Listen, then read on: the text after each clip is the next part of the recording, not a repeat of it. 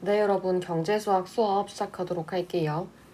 우선 경제수학에서 이제 줌 수업을 계획하고 있는데 일반, 2반 친구들은 이제 다음 주 화요일, 그러니까 11월 24일 화요일에 각각 1교시와 7교시에 줌 수업에 들어와 주면 되고요.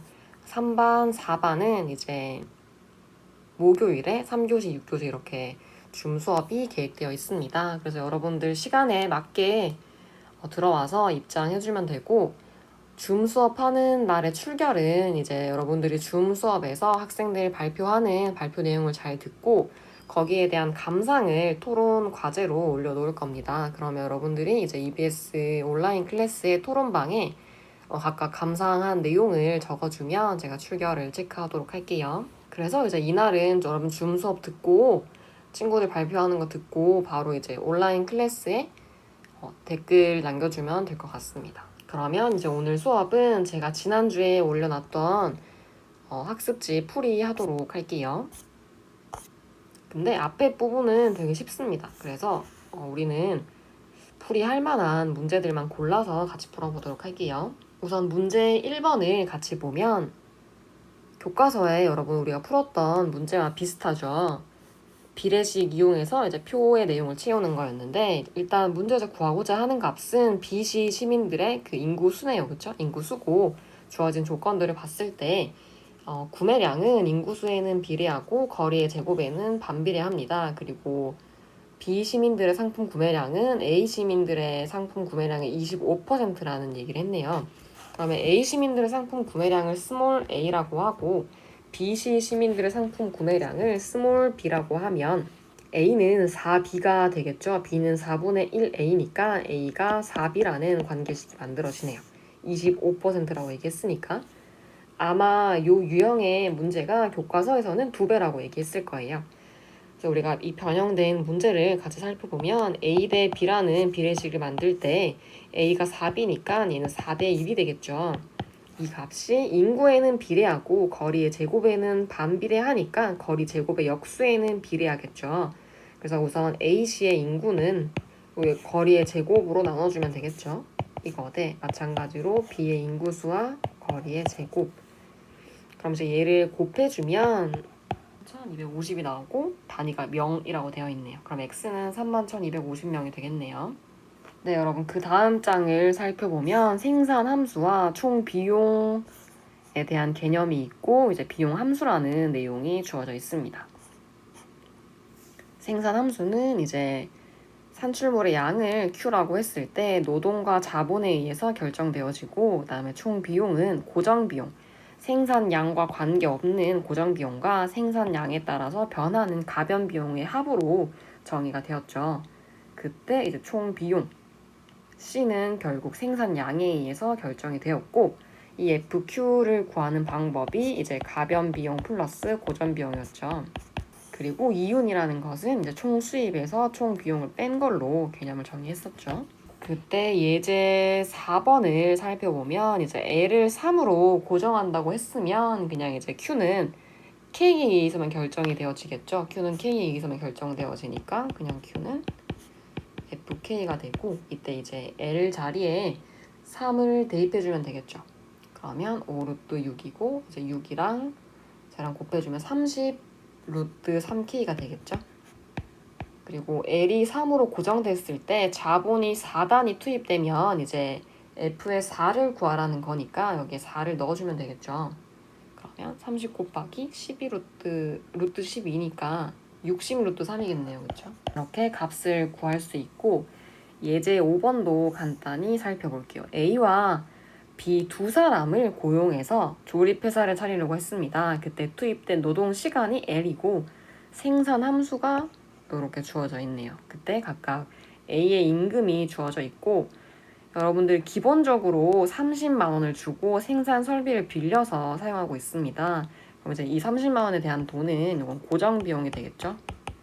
그때 비용 함수를 구하라고 했는데 그러면 비용 함수 CQ는 일단 기본적으로 사용하고 있는 이 30만 원의 가변 비용, 즉 생산량에 따라 달라지는 가변 비용이겠죠. 가변 비용을 구하려면 L 값을 구해야 하는데 여러분 요 식에서 L은 어떻게 되죠? L은 2의 Q제곱이 되겠죠. 양변에 지수 2를 씌워주면 되겠죠. 그러면 L은 2의 Q가 되고, 혹은 로그의 정의에 의해서 L은 2의 Q제곱이 되고, 그때 이제 A와 B의 시간당 임금을 합하면 25,000원이겠네요. 그러면 요 25,000원에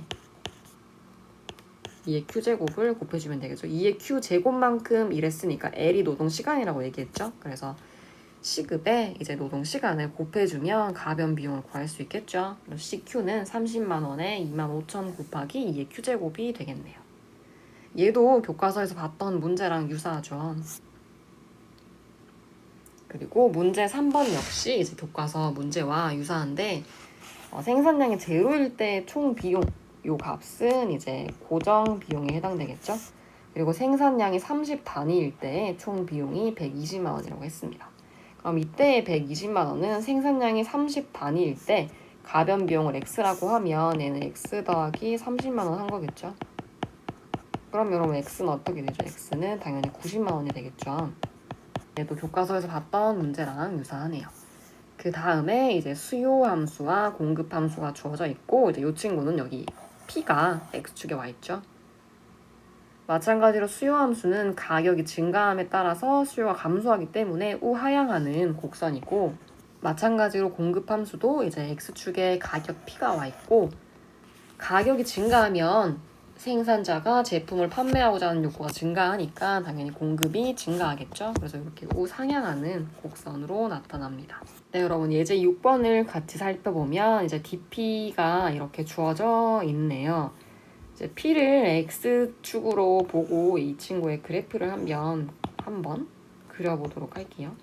그러면 원래 P분의 36이라는 함수는 이렇게 그려질 텐데, 이 친구를 Y축의 방향으로 마이너스 2만큼 내려야 하니까 얘가 이렇게 내려서 그려지겠죠. 요 값이 Y는 마이너스 2겠죠. 마이너스 2. 그때 이 친구를 0으로 만드는 요 값은 얘가 0 될 때니까 P가 18일 때겠죠. 그리고 만약에 P가 18보다 더 큰 값을 가지면 지금 QD가 음수가 되고 있죠. 근데 우리 수요는 여러분 수요의 정의가 뭐였죠? 소비자가 제품을 구매하고자 하는 욕구였기 때문에 음의 값을 가지도록 두지 않습니다.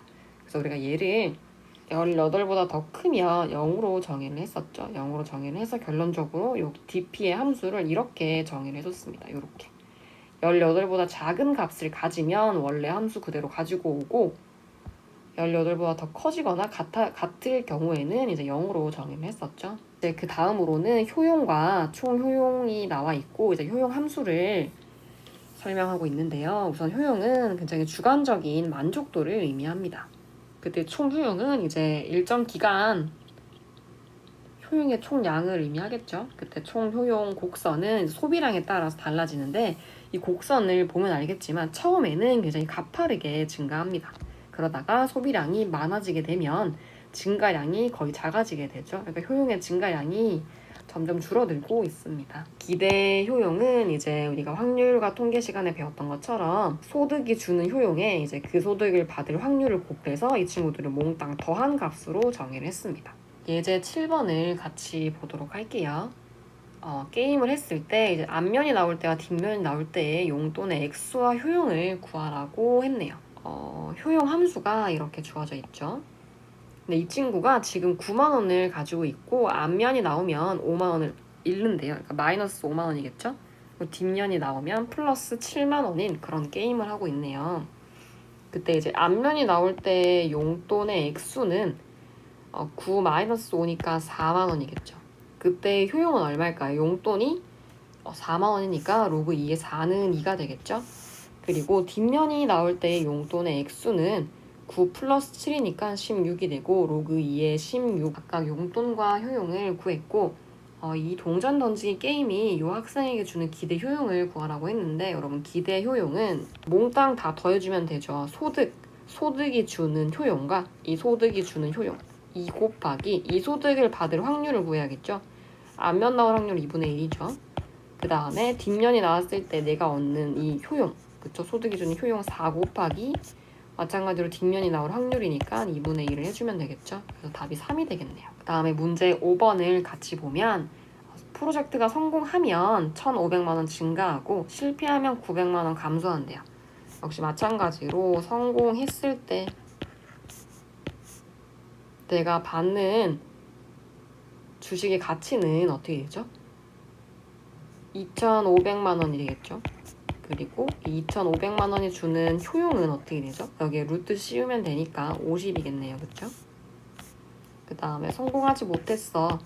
그러면 900만 원 감소하니까 100만 원 되겠네요. 그쵸? 주식의 가치는 100만 원이고 이때 이 100만 원이라는 주식의 가치가 내게 주는 효용은 루트 100이니까 10이 되겠죠? 그리고 이제 이때의 확률은 10분의 3과 10분의 7이 되겠네요. 그때 내가 얻는 기대 효용은 이제 50 곱하기 10분의 3 더하기 10 곱하기 10분의 7이 되겠네요. 그러면 15 더하기 7이니까 22가 되겠죠? 효용을 구하면 22가 됩니다. 여러분 줌 수업 우리 하는 거 절대 까먹으면 안 돼요. 줌 수업 여러분 시간 맞춰서 입장하면 되고요. 공지사항에 수시로 이제 여러분들에게 안내할 사항들을 업데이트 할 테니까 수업 듣기 전에 공지사항 한 번씩 꼭 확인해주면 좋을 것 같습니다. 그럼 오늘 수업은 여기까지 하도록 할게요.